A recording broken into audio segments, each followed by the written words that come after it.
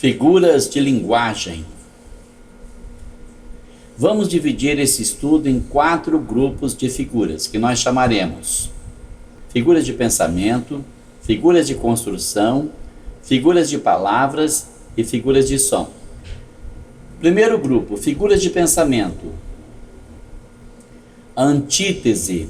O que é antítese? A contraposição de conceitos, palavras ou objetos. São palavras que se contradizem.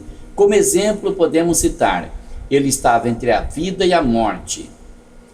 Paradoxo, o oposto do que alguém pensa ser a verdade. O paradoxo tem uma contradição lógica porque não reflete a palavra exatamente no que ela é. Por exemplo, quando diz que amor é fogo que arde sem se ver, não está dizendo que o fogo é o fogo químico, que consome objetos, mas o fogo do sentimento, o fogo da paixão, que arde sem que seja visto como se fosse fogo químico. Quando diz a ferida que dói e não se sente, também não está falando da ferida da carne, mas da ferida da alma, do espírito. Personificação ou prosopopeia é uma figura de linguagem que atribui características humanas a animais ou objetos. Ou seja, faz com que animais e objetos reajam como se fossem seres humanos. Como exemplo, podemos citar: a lua estava apaixonada. Hipérbole é uma figura que traz um exagero intencional. Podemos citar como exemplo: trouxe-lhe 1000 rosas para me desculpar. Poderia também dizer: estou morrendo de fome, morro de saudade, etc. Podemos citar também a ironia. A ironia não é nada mais nada menos do que dizer o contrário daquilo que se pensa. Podemos citar como exemplo uma simples fala: ah, claro, você é uma santa. Sinestesia é a figura que agrupa e reúne sensações decorrentes dos 5 sentidos. Também é notória pelos 5 sentidos humanos. Quais são esses sentidos? A visão, o tato, o paladar, a audição e o olfato. Como exemplo, podemos citar: o branco doce que coloco em meu café não me apetece mais. Vamos agora para o segundo grupo, as figuras de construção, começando com a elipse, que acontece quando há a omissão de um termo que pode ficar subentendido no texto. Como exemplo, na sala apenas 4 ou 5 convidados. Qual seria o termo que foi omitido nessa construção verbal? O verbo haver. Na sala havia apenas 4 ou 5 convidados. Fica subentendido que na sala existem apenas 4 ou 5 convidados. Passamos para o polissíndeto, que é a repetição de conectivos ligando termos da oração ou períodos. Polissíndeto é a variedade de síndetos. Síndeto significa conjunção. Então nós podemos deduzir que há uma série de conjunções que são repetidas numa mesma construção verbal com uma finalidade específica.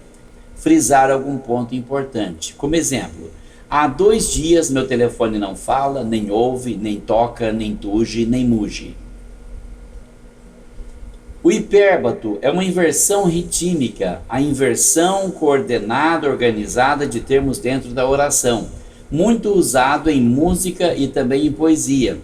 Como exemplo: brincavam antigamente na rua as crianças. Podemos inverter esses termos na oração quantas vezes quisermos.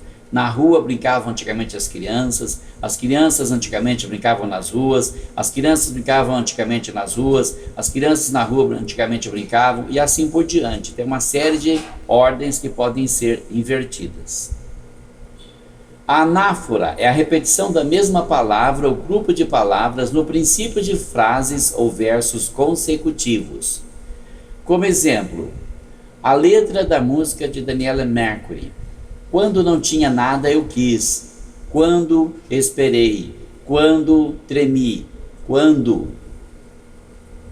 Agora vamos para o terceiro grupo, as figuras de palavras, começando com a comparação, que é a irmã gêmea da metáfora.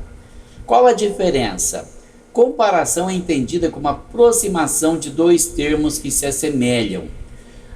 A garota é suave como uma flor. Qual a diferença da comparação com a metáfora?